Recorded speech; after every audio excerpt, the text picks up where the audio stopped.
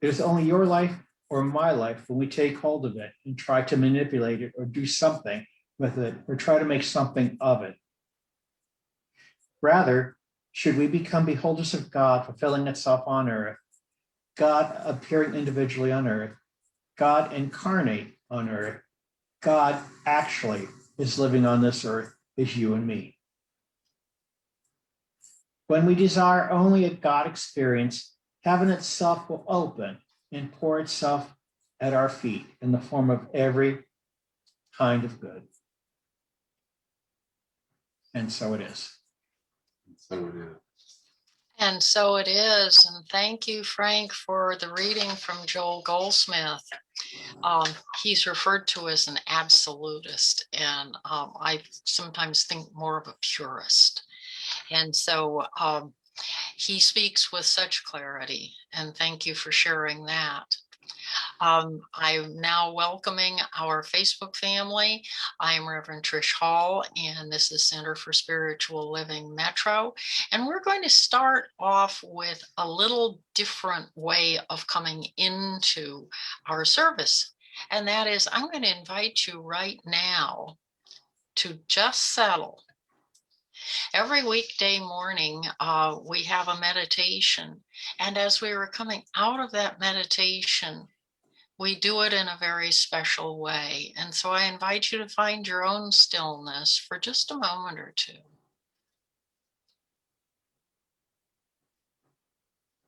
Breathing into that. Being in that space of stillness, not silence, but stillness. We allow our bodies to still. We allow our minds to slow down. And I invite you to open to possibility. Open to another fresh start.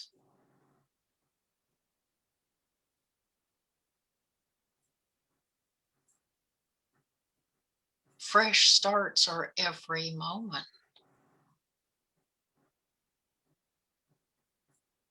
And so now I invite you back from that stillness, inviting you to slowly open your eyes and to affirm, hear new,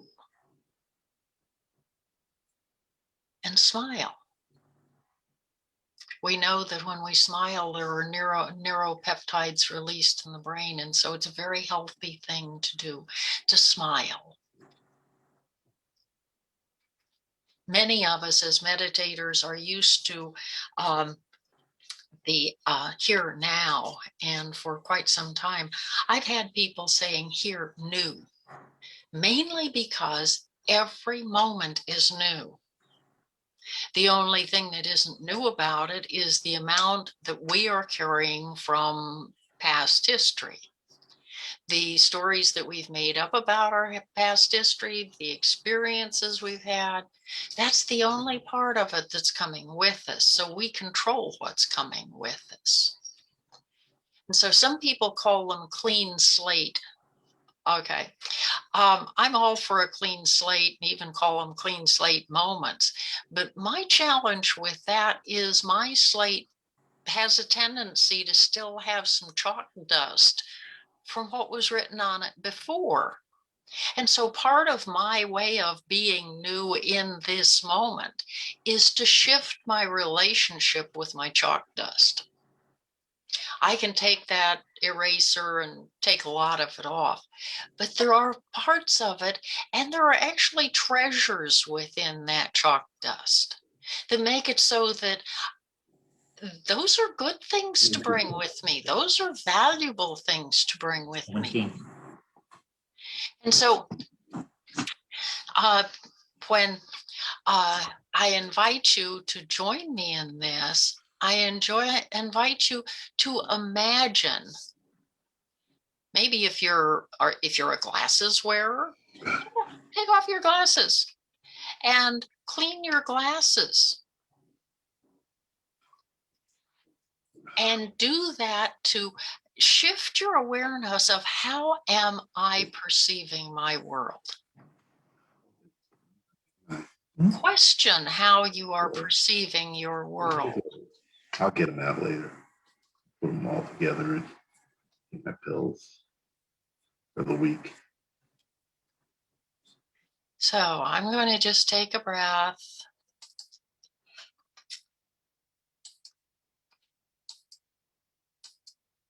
And dive into my perceptions. I invite you to dive into your perceptions. All of us have probably heard about a glass half full or a glass half empty. That's a perception. That's a filter of how do you look out at your world. Another one to bring to conscious awareness is your attention or your focus placed on the endings in your life or the new beginnings?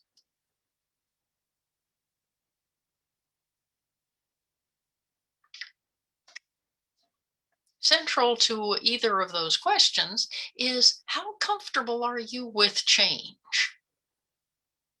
Do you try to grab on to what's been and hang on till you're in white knuckles, trying to have things not change? If that's how you've been in the world, I have some really important information for you. It isn't going to happen. Because the activity of spirit, the activity of God is ever evolving, ever changing, ever growing and shifting and passing. If you have any question about the divine plan on that, just look out at the trees today. Mostly they're bare. Some still have green. Some have a few flickers of brown. All have gone into their winter mode because it's the cycle of life. And come spring, they'll sprout again. But we have to look at ourselves, our perceptions about how willing we are to flow with spirit, to allow to have faith and willingness, staying in present momentness. I make up words. Momentness is one of my made up words. So when I invite you to be in this moment, I invite you to embrace the moment.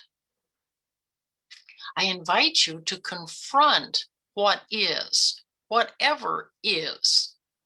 If it's pain, if it's pleasure, if it's disappointment, if it's promises, whatever is.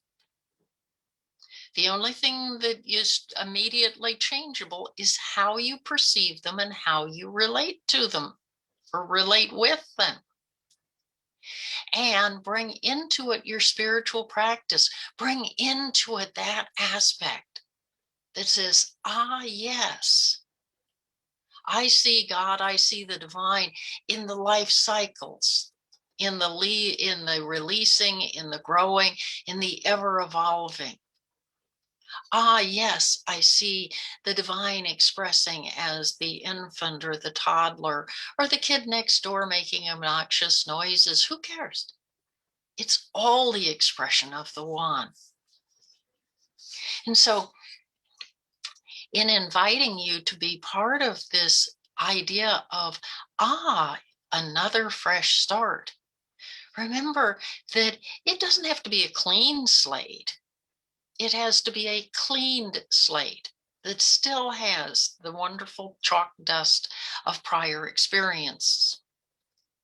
So somebody will say, well, how many fresh starts do I have to tolerate? How many times do I have to go through this change?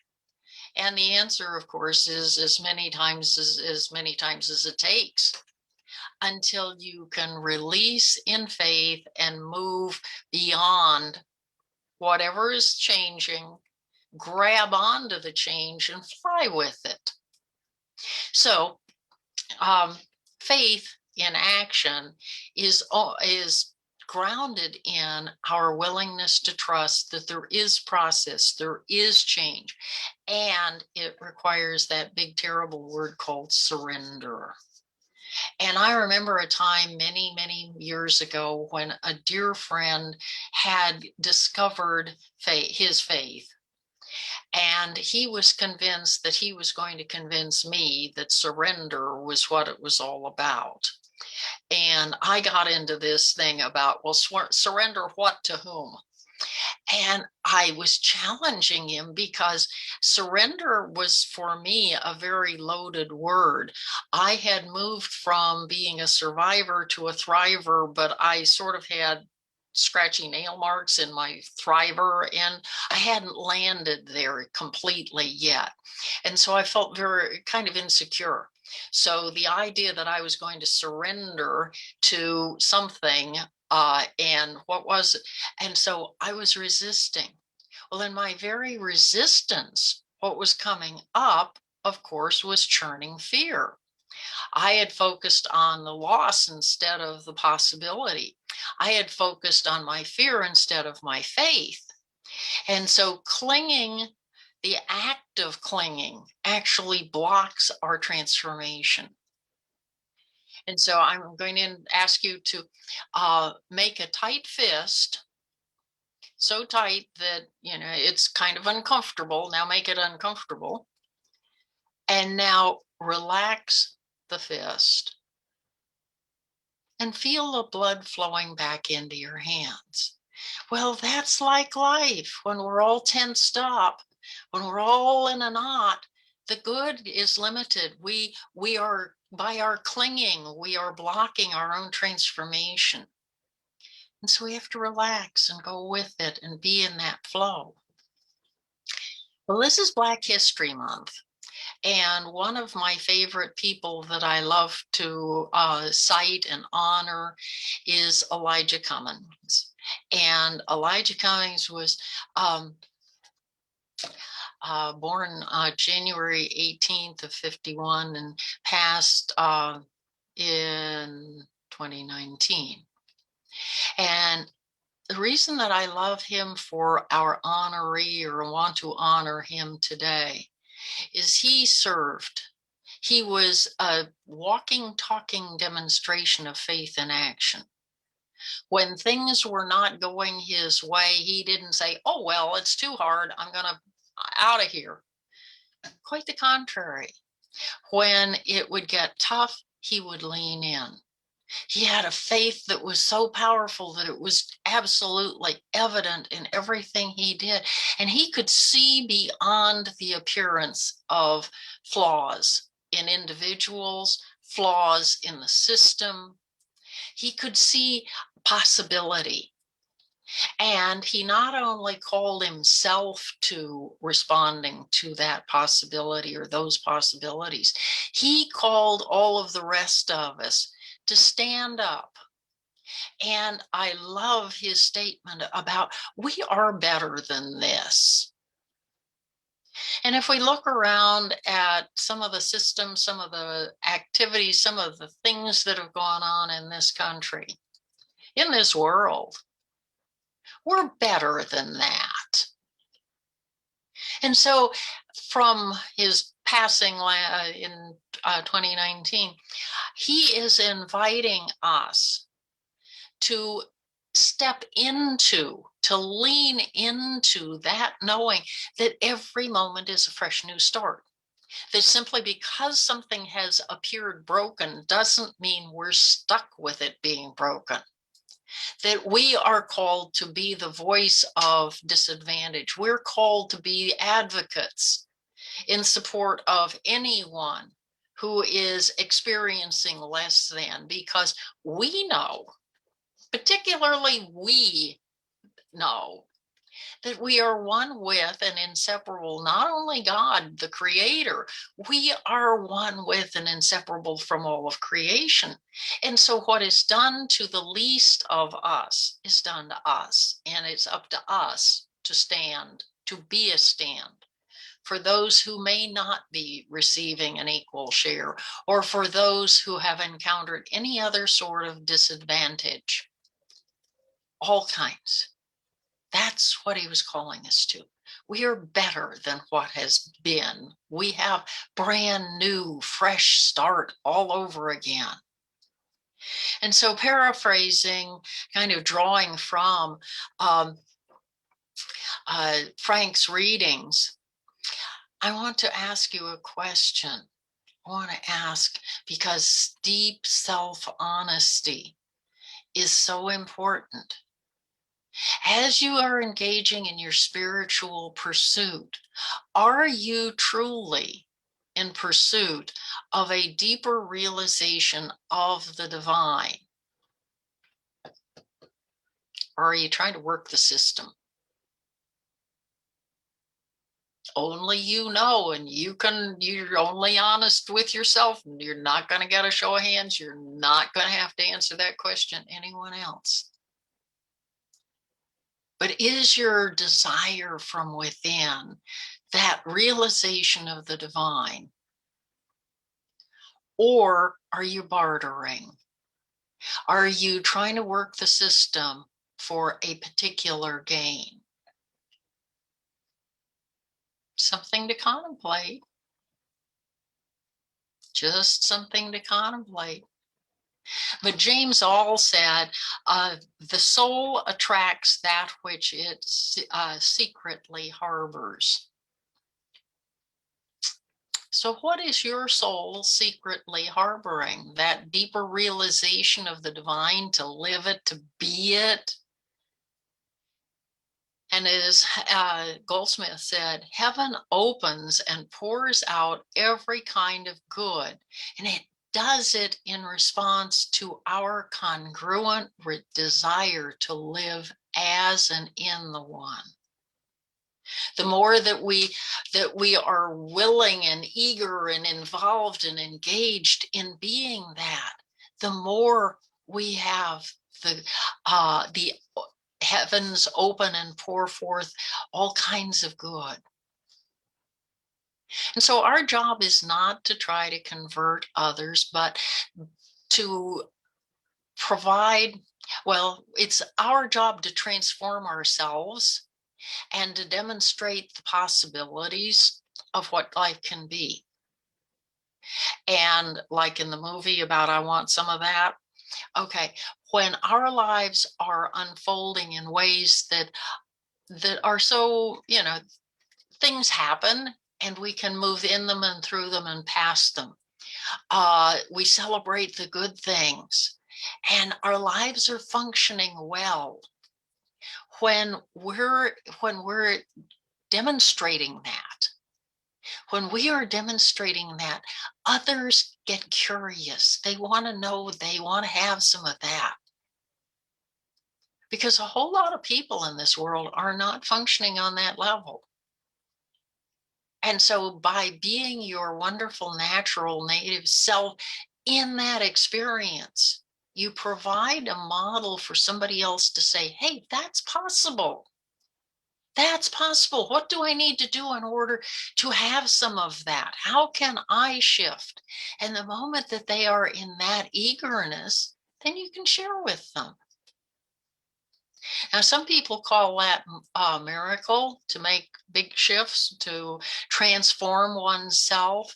But Henry David Thoreau said, all change is a miracle to contemplate, but it is a miracle that is taking place every single second. That miracle of life is renewing itself all the time. And Thich Nhat Hanh on the same subject said, I think the real miracle is not to walk either on water or in air, but to walk on the earth. Every day we are engaged in a miracle which we don't even recognize. A blue sky, white clouds, green leaves, the black of curious eyes of a child, as constant miracles. Every single aspect of life is a miracle. Think about it that way. I'm going to read an affirmation at a pace where you can simply repeat after me. Spirit in me, as me, is me.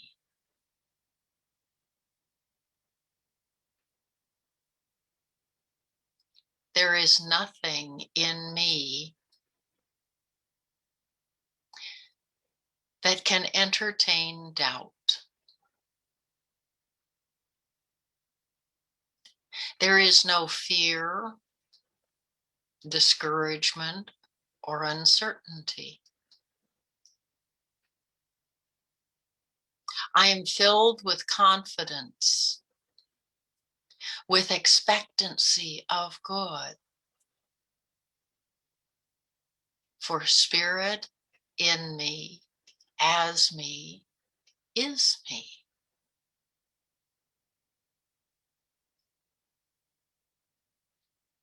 Breathe it in. And remember that spirit is constantly making all things new. The great scriptures around the world have it phrased in different ways, but in God, all things are new. In God, all things are possible. And all of the different traditions have some version of that. And it's based on trust. It's putting our faith in action by living in miraculous awareness, or living in awareness of miracles, in being in such a state of awe that we are acknowledging the presence. Just imagine if every day, instead of going right down your habit, you went out in the world in this starry-eyed, wide-eyed wonder, this enthusiasm that says, I see all things new. I am coming forth as new. I recognize that, another fresh start. Every moment is another fresh start. So I invite you back into where we started. Go to the stillness for just a few moments. Allow that sense of awe, that sense of the miracle, that sense of the possibility to arise within you. Feel it, embody it, sense it. Imagine seeing everything through the eyes of awe.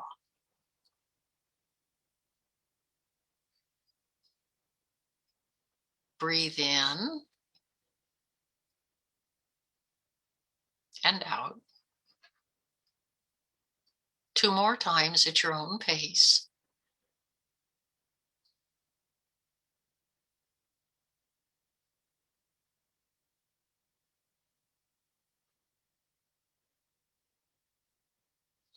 And now gently open your eyes and declare, here new. And smile.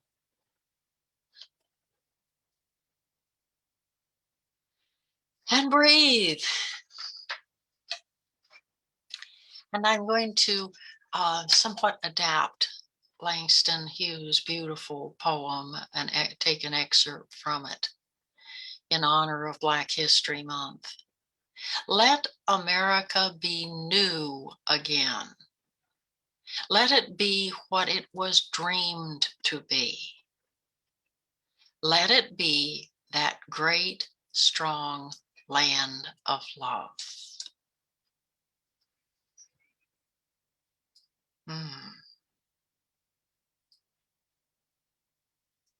To be a great, strong land of love. Join me in imagining. Join me in embracing it. Join me in knowing that this is our possibility. This is what we are called to be, is celebrators of new. open to transformation, open to all possibility. So let's just drop into prayer for just a moment more. Let's drop into that space that says, there is only that one. There is only one creative force that has sprung forth of itself into and as all of creation. And so it is the nature of creation to be constantly creating anew, constantly bringing forth. And so I now affirm on behalf of each one of us that we are stepping into that, leaning into it, being that brand new. That each of us is now sensing and feeling and being enlivened and uplifted by that sense of new. And so it is gratitude that arises within me, gratitude that is spilling out all over the place, gratitude for all of life. And I simply release this. I release my word, knowing it is already fulfilled. It is already happening in the mind of God and in the mind of God in expression. So I release, and join me as we say, and so it is. So, what a lovely day. So we now kind of shift gears, and not entirely, because we stay in that space of gratitude.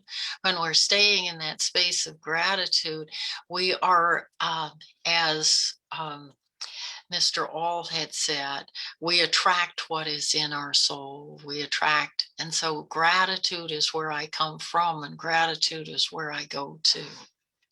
So speaking of gratitude, we are so grateful to everyone who so generously supports the center financially and with their gifts of talent and treasure. This is so powerful that we have such a great community. And so we have an affirmation. We do. There. And so please read along with me. Divine love consecrates my gift. It goes forth to heal, prosper, and bless. It is evidence of my conviction that God is the source and substance of my supply. I joyously contribute to the vision of this spiritual center. My gifts return to me multiplied abundantly. And so we have lots of ways to give. We make it as convenient for you as possible. We use Givelify, and when you go to Givelify, please be sure to specify Center for Spiritual Living Metro. A number of other centers are now also using Givelify, so please do be careful and specify Metro. On the other hand, the others will be most grateful for whatever. You can also go to Givelify online if that's more convenient for you. And similarly, if you like to do the online thing, you can go to CSL Metro and click the donate button, which is a PayPal process. Or we're always grateful for checks that people send. And so there is the address. So now we have some fun music.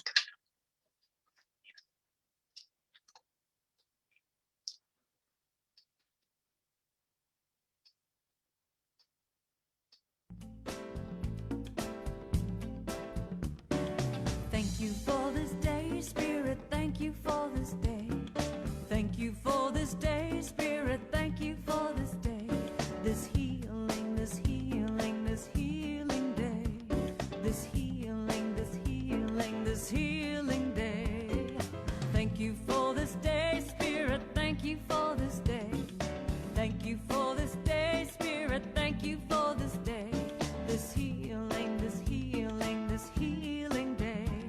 This healing, this healing, this healing day. Thank you for this day, Spirit, thank you for Thank you for this day, Spirit. Thank you for this day. This healing, this healing, this healing day. This healing, this healing, this healing day. Thank you for my friends, Spirit. Thank you for my friends. Thank you for my friends, Spirit. Thank you for my friends. My wonderful, my wonderful, my wonderful friends. My wonderful, my wonderful, my wonderful friends. Yes, thank you, thank you, thank you. And Frank, will you please bless our offering?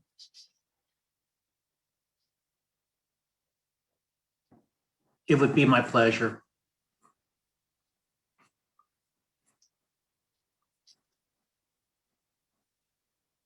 Thank you, God, in this moment and in every moment, because we know that the divine perfection of God is expressed in this moment through everything. God is always giving of itself, constantly. And this collection is just one example, one demonstration of the perfection of God expressed. And I'm grateful. I'm grateful for the deep call within to move forth and be fully present to the divine. And I am grateful for this collection, knowing that it serves and it spreads a message throughout the world. And so it is. And so it is. And so it is. Thank you, Frank. So we have a few announcements today. One on next week, I'll be talking about mystical living is not an intellectual pursuit. A lot of times people try to mind muscle their way into spirituality, and it doesn't seem to work that way. And so then also next week, our Black History honoree will be John Lewis, another powerful presence here in the DC Metro. By the way, the following week, we'll have a guest speaker who is a practitioner who is up for election. I don't think I'm supposed to say that, but anyway, for Centers for Spiritual Living for the Practitioner Council, I believe. Bright young woman. And so be sure to mark not only next week, but the following week to be with us when Io McClenny is going to be with us. Today at 11:30, we will have a conversation about peace. As most of you know, I have a passion on the whole subject of peace and how in oneness there is peace, and how when we work to create oneness and to support oneness, then peace happens. Anyway, so today's topic will be harmony and unity. And so please either hang around or come on back. Also, immediately after service, we have a social time. So those who are on, who may be on Facebook, you can go to our website, cslmetro.org, and click the Zoom link and come back and join us for social time, or come and be part of the conversation on harmony and unity. Also, an ongoing invitation to our weekday meditation.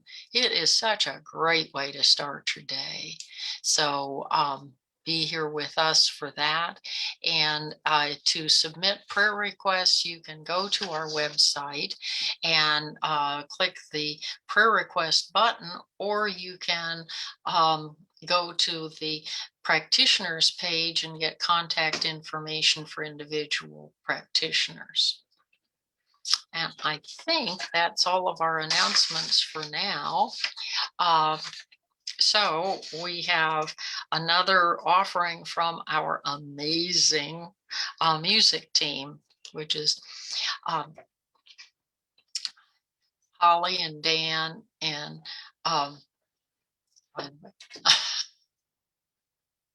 Hi, CSL Metro. Thank you, Karen Drucker, for the use of your amazing tune.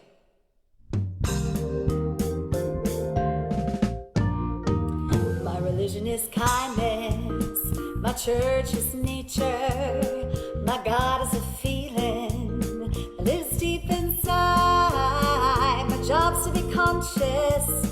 My path is forgiveness. My religion is kindness, and I practice it every day. Everyone has a story. Everyone has pain. When we strip away our masks, we find we're really all the same. It's those little things we say or do that can mean so much.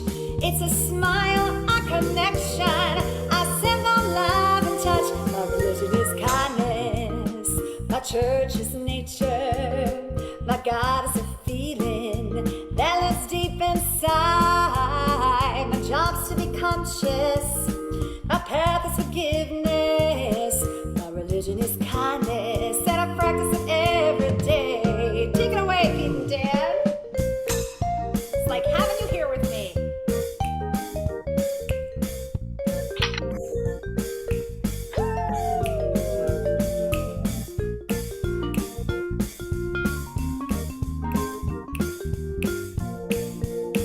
It's kind of like this. Here we go.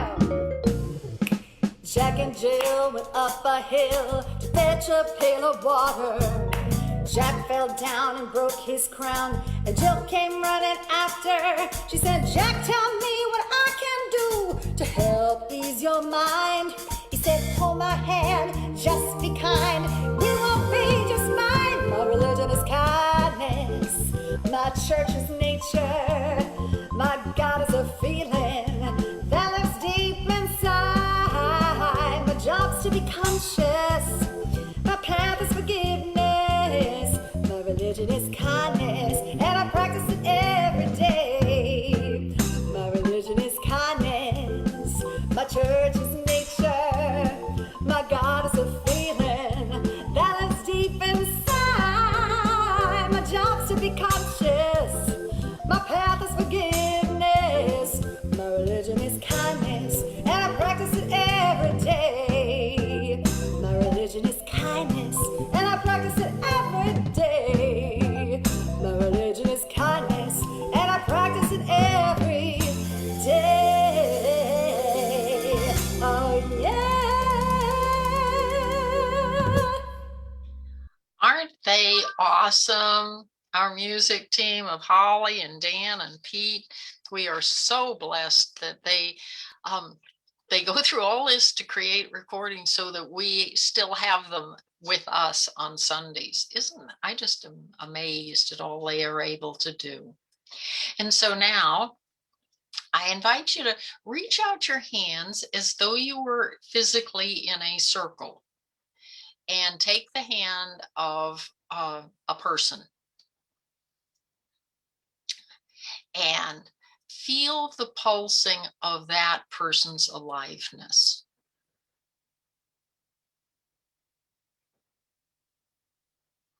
Feel how that pulsing aligns with your own, and how there's a surge of love passing from your hand to your heart to your hand and to somebody else. And so I invite you to open to the possibility that we can create a circle around a huge, huge circle. Also, we can create a net, a mesh like Indra's net.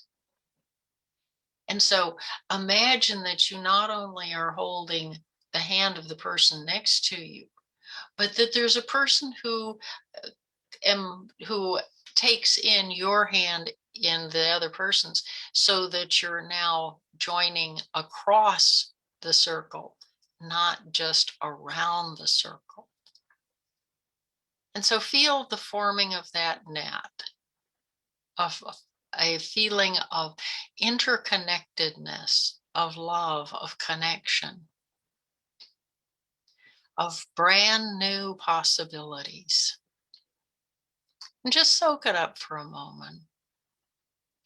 As it passes through your heart, take all that you can of the love and add some of your own as it goes on by. So that this massive net around the universe is absolutely loaded with love. Breathe into it and fill yourself to overflowing. So wherever you go, whoever you encounter this week and beyond, that people notice they are in the presence of love. You are that emissary.